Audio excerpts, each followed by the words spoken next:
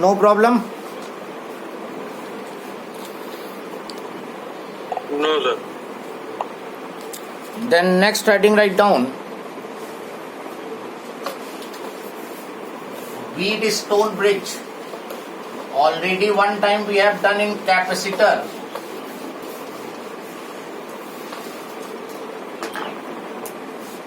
Wheatstone bridge.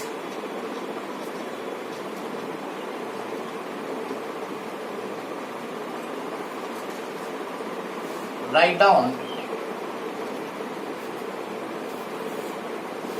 resistors connected in 4 arms of the quadrilateral. Resistors connected in 4 arms of quadrilateral, comma, across one diagonal. Battery is connected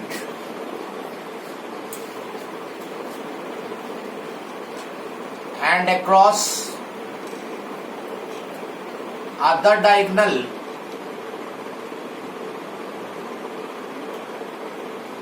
a galvanometer or another Sir, and across one diagonal battery connected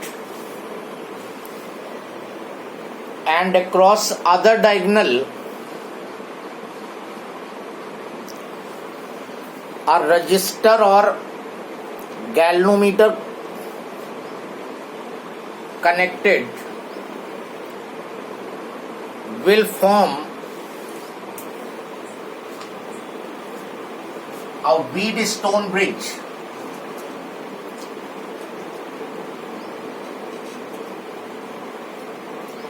तो यही चीज हमने capacitor में भी की थी.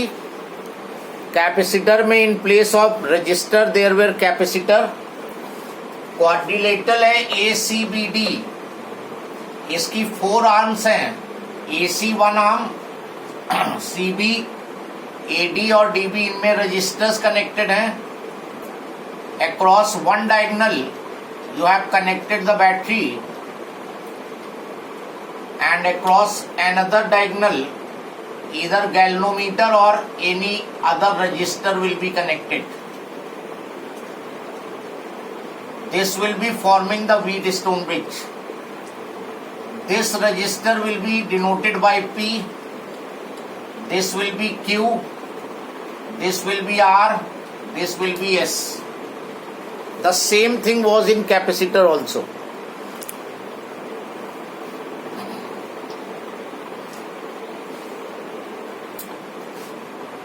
Four arms में 4 register, एक डायगोनल में बैटरी कनेक्टेड है और दूसरे डायगोनल में गैल्वेनोमीटर या कोई अनदर रजिस्टर. ये तो व्हीटस्टोन ब्रिज है, लेकिन ये यूजफुल हमारे लिए तब होगा when it will be balanced. Wheatstone bridge is balanced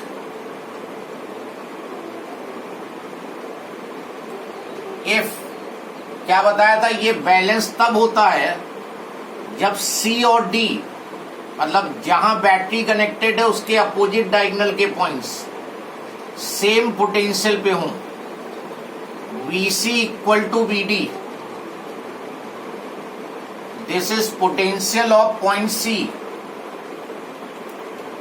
Potential of point C. And this is potential of point D.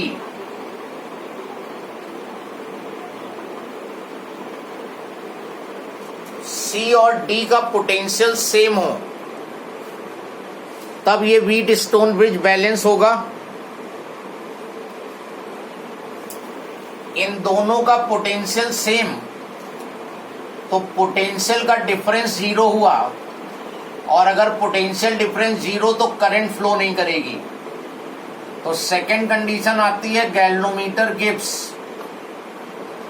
Galvanometer gives no deflection. Galvanometer deflection नहीं दे रहा है. अगर ये भी वो बोल दे तो इसका मतलब व्हीटस्टोन ब्रिज बैलेंस है. and the third condition was P upon Q ratio is equal to R by S. इनका रेशियो अगर इक्वल है तब भी व्हीट स्टोन ब्रिज बैलेंस होगा. So by 3 different ways you can identify whether the wheat stone bridge is balanced or not. जिस diagonal में battery लगी है उसके अपोजिट डायगोनल के पॉइंट का पोटेंशियल सेम हो, या galvanometer is not giving deflection, या फिर इन रजिस्टर्स का रेशियो सेम हो, then this Wheatstone bridge is balanced. If wheat stone bridge is balanced, then any register connected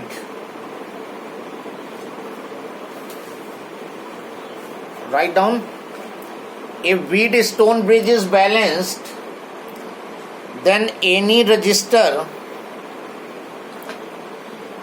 connected between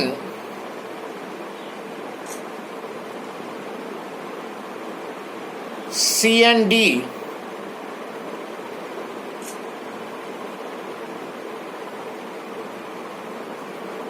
will not be considered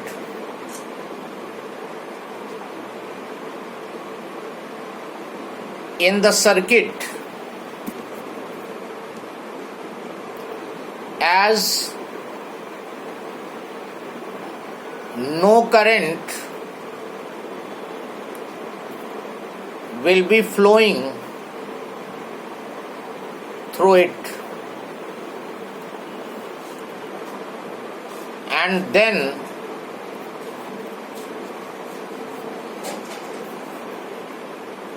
P and Q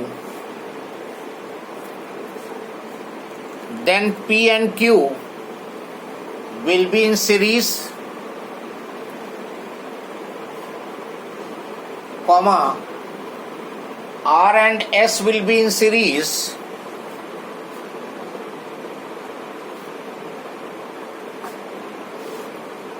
and they together will be in parallel.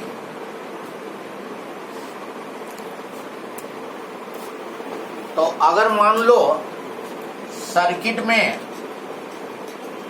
यहां कोई register लगा है और इनमें से कोई भी condition satisfy हो जाए तो ये व्हीट स्टोन ब्रिज बैलेंस होगा. बैलेंस होगा तो कोई करंट इसमें नहीं जाएगी, जो भी करंट इसमें आएगी सब इसमें चली जाएगी. तो ये दोनों सीरीज में और ये आपस में पैरेलल में. इस तरह से सॉल्व किए थे तुमने कैपेसिटेंस में भी, और यहां भी सॉल्व किया जाएगा. इन दोनों में डिफरेंस क्या है सर? कैपेसिटर और कोई डिफरेंस कोई नहीं है दोनों में. वहां कैपेसिटर लगा के इसी तरह सॉल्व करते थे, यहाँ पे रजिस्टर लगा के सॉल्व करते हैं बस. यस. रजिस्टर भी पोटेंशियल का ड्रॉप करता है और कैपेसिटर भी पोटेंशियल का ड्रॉप करता था, इसलिए दोनों में मेथड सेम हो रहा है. अब यहां साइड हेडिंग डालो. ये तो हमने डिस्क्रिप्शन दिया है व्हीट स्टोन ब्रिज का. अब साइड हेडिंग डालो, balance condition of wheat stone bridge. ये डिराइव करेंगे अब, derivation of balance condition of wheat stone bridge.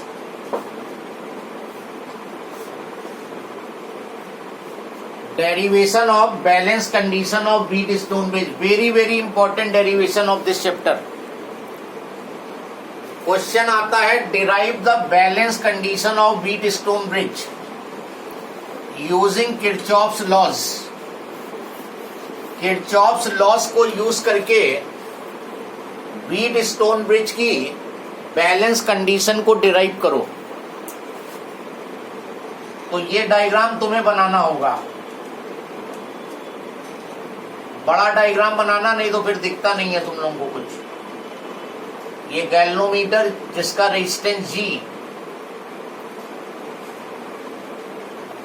Balance condition P by Q is equal to R by S को derive करेंगे। अब यहां पर इंपॉर्टेंट डेरिवेशंस में से है ये, derive the balance condition of Wheatstone bridge.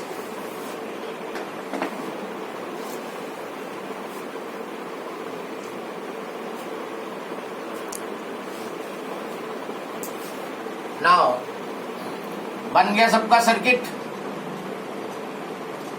Circuit बना लो, फिर प्रोसीड करते हैं, समझना पड़ेगा। Using Kirchhoff's law derive the balance condition of Wheatstone bridge, ये होगा क्वेश्चन। सर्किट तुम्हें ही बनाना होगा और उसके बाद डिराइव करना होगा। नाउ ये बैटरी है, सपोज बैटरी के पॉजिटिव से आई current we have drawn, battery के पॉजिटिव से आई करंट ड्रॉ हुई और ये आ गया जंक्शन, जंक्शन की तरफ जा रही है करंट आई। मान लो इस वाले पाथ में I1 करंट चली गई, आई करंट में से I1 इधर चली गई, तो जो इधर करंट जाएगी वो I माइनस I1 हो जाएगी। This is another way of distributing the current. जैसे मान लो यहां से 10 एम्पियर ड्रॉ हुई, 4 एम्पियर इधर चली गई, तो बची हुई 6 एम्पियर इधर जाएगी। Flowing away from the junction 4 plus 6 10 and flowing towards the junction 10। तो एक सेल से तुमने करंट निकाली, जंक्शन पे I1 करंट इधर चली गई, बची हुई I माइनस I1 इधर, या I1 इधर कर दो, I माइनस I1 इधर कर दो, तुम्हारी चॉइस है। फिर देखो ये जंक्शन आ गया, फिर जंक्शन आ गया, जंक्शन की तरफ जा रही है I1, हमने मान लिया गैल्वोमीटर वाले पाथ में IG चली गई, गैल्वोमीटर वाले पाथ में IG चली गई। बता सकते हो यहाँ पे क्या करंट जाएगी? Yes tell me. I1 आई थी, IG इधर चली गई, तो I1 माइनस IG इधर चली गई, I1 माइनस IG। अब फिर जंक्शन आ गया, ये देखो हमें हर कंपोनेंट में करंट मार्क करनी है। इधर से I माइनस I1 और इधर से IG, ये I माइनस I1 और ये IG दोनों जुड़ के यहां चली जाएंगी, दोनों ऐड हो गई। अब ये दोनों ऐड हो गई, flowing towards the junction, flowing away from the junction, तो कितनी होगी? I minus I1 plus IG। ये अवे है और ये दोनों टूवर्ड्स है। अब यहां पे दोनों फिर मीट कर गई, ये वाली करंट और ये वाली करंट। जरा दोनों को मीट करा के देखो कितनी बनती है।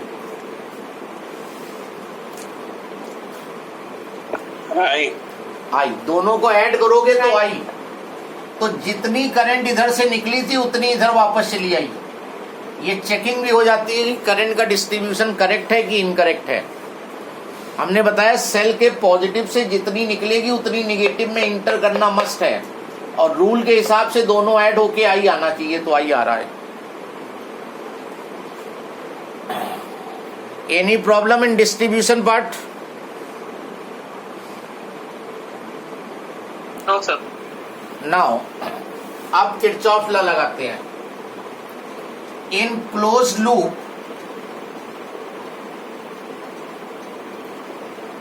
ACDA, इस वाले लूप में लगाते हैं।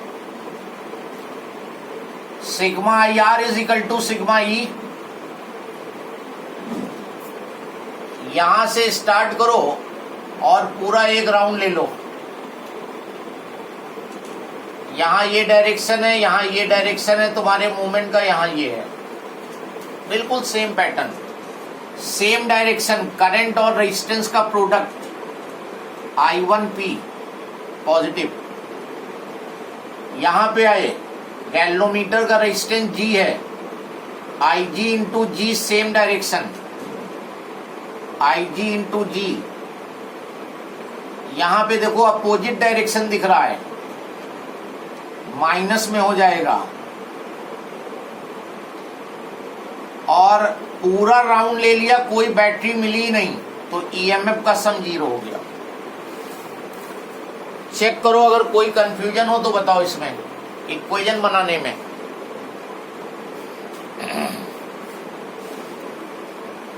यहां पे देखो डायरेक्शन अपोजिट था तो इन दोनों का प्रोडक्ट निगेटिव ले लिया। यहां सेम डायरेक्शन था, प्रोडक्ट पॉजिटिव। यहां सेम डायरेक्शन था, प्रोडक्ट पॉजिटिव। और कोई बैटरी मिली नहीं तो ईएमएफ 0। अब इस लूप में आ जाओ। इन क्लोज लूप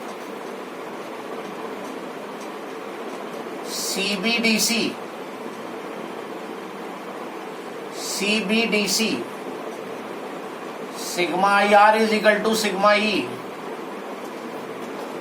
यहां से स्टार्ट करो और पूरा एक राउंड ले लो।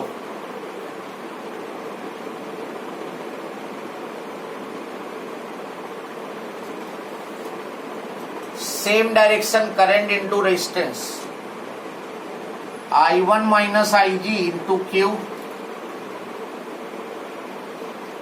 यहां देखो opposite direction -I minus I1 plus IG current हो गई इंटू रेजिस्टेंस हो गया S। और यहां भी अपोजिट और कोई ईएमएफ नहीं है इस लूप में भी। यहां पे इस फिगर में कुल मिला के 4 लूप हैं। अगर जरूरत पड़ जाए तो एक लूप ये भी बन जाएगा, ये अंदर, और एक लूप ये बाहर से बन जाएगा, क्लोज लूप। खैर हमारा तो 2 ही अननोन है, 2 में काम चल जाएगा। हमें डिराइव करना है बैलेंस कंडीशन। और जब व्हीटस्टोन ब्रिज बैलेंस होता है तो गैल्वेनोमीटर में करंट नहीं जाती है। तो बैलेंस अगर होगा तो IG 0 होगा। So next line write down, if Wheatstone bridge is balanced, if Wheatstone bridge is balanced,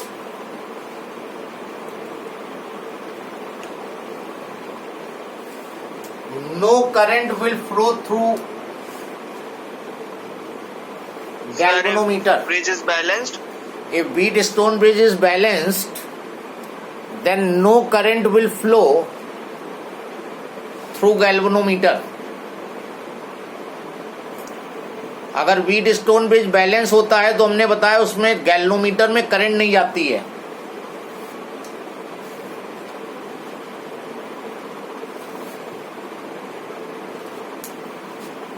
IG equal to 0।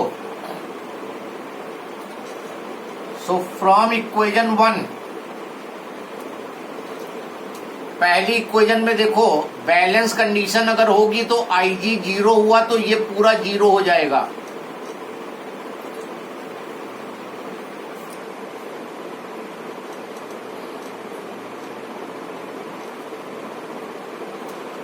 और ये माइनस वाला इक्वल टू के उधर ले जाओ तो प्लस। तो फर्स्ट इक्वेशन लिखी जाएगी I1P is equal to I minus I1 into R।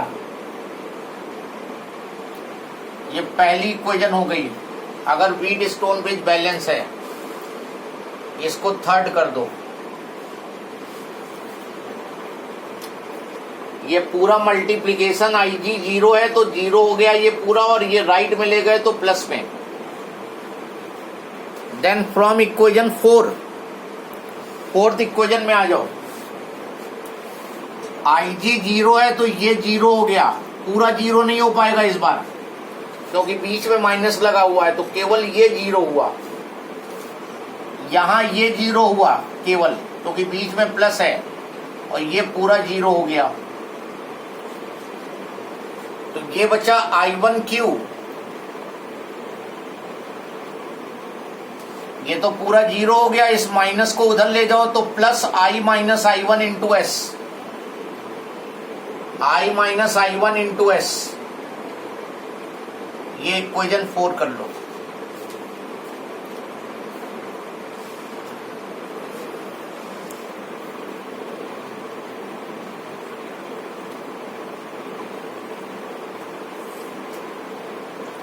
तो 2 तुमने लूप सेलेक्ट किया, 2 इक्वेशन बनाई, चूंकि बैलेंस कंडीशन डिराइव करनी है तो जहां जहां आईजी आ रहा है उसको 0 कर दो, then divide equation 3/4, divide equation 3 by equation 4, third और फोर्थ को डिवाइड कर दो। तो इनको डिवाइड करोगे तो I1P upon I1Q I minus I1 into R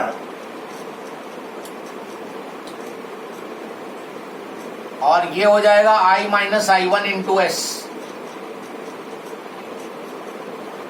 ये I1 cancel, I minus I1 cancel, and finally you are getting P upon Q is equal to R by S। This is the balance condition of Wheatstone bridge, balance condition of Wheatstone bridge. तो अगर ये balance condition जो कि अक्सर derive करने को आती है, तो ये सर्किट डायग्राम बना के ये दो इक्वेशन बनाओगे, आईजी 0 कर दोगे, डिवाइड कर दोगे, बैलेंस कंडीशन डिराइव हो जाएगी। तो व्हीटस्टोन के जो है मतलब न्यूमेरिकल्स वगैरह तो खाली कैपेसिटर से ही आएंगे ना सर? क्यों चौक में से खाली प्रूविंग है सर? रजिस्टर से भी आएंगे, अभी कराएंगे ना, रजिस्टर के भी होंगे उसी तरीके से, बस रजिस्टर में फॉर्मूले बदल जाते हैं, सीरीज पैरेलल वाले चेंज हो जाएंगे, बाकी कंसेप्ट वही लगेगा। ठीक है सर।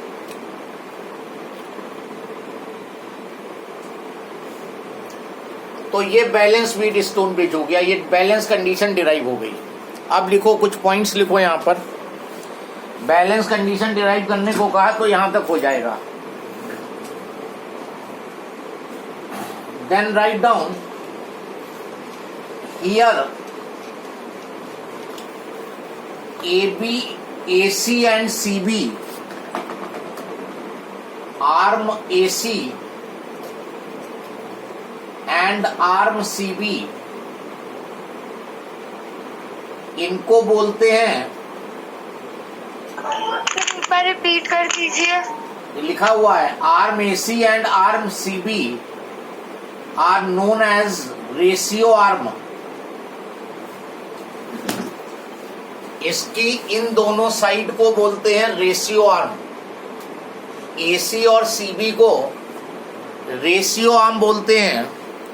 मतलब कि अगर तुम्हें इनकी वैल्यूज की जरूरत नहीं पड़ेगी, इस व्हीटस्टोन ब्रिज की हेल्प से we will find the value of the resistance.